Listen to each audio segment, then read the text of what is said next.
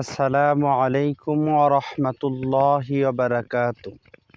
সম্মানিত দর্শক, আমরা সকলেই জানি পৃথিবীর মধ্যে উত্তম জায়গা হলো মসজিদ।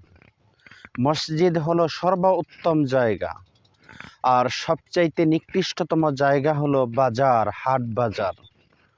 সাহাবা ইকরামের যুগে সাহাবা ইকরাম রাদিয়াল্লাহু তাআলা আনহু বাজারে সময় কম ব্যয় করতেন, মসজিদে সময় বেশি ব্যয় করতেন।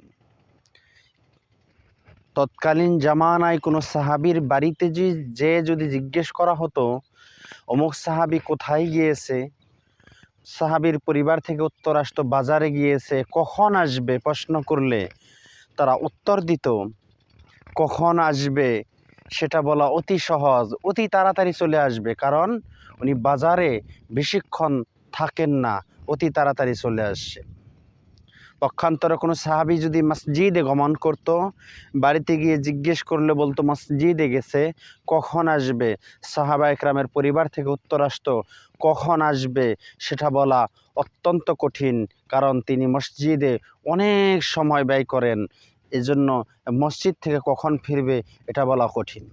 পক্ষান্তরে আমাদের অবস্থা, বর্তমান জামানায় আমরা এমন একটা পর্যায়ে চলে গেছি যে আমাদের বাড়িতে যদি জিজ্ঞেস করা হয় যে অমুক ব্যক্তি কোথায় গিয়েছে, বলা হবে বাজারে গিয়েছে, কখন আসবে?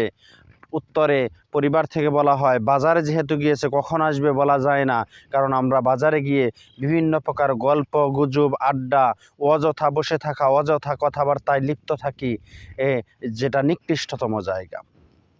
পক্ষান্তরে আমরা যদি কেউ মসজিদে যাই, আমাদের বাড়িতে গিয়ে যদি জিজ্ঞেস করে কোথায় গিয়েছে, আমাদের পরিবার থেকে উত্তর আসে মসজিদে গিয়েছে, কখন আসবে?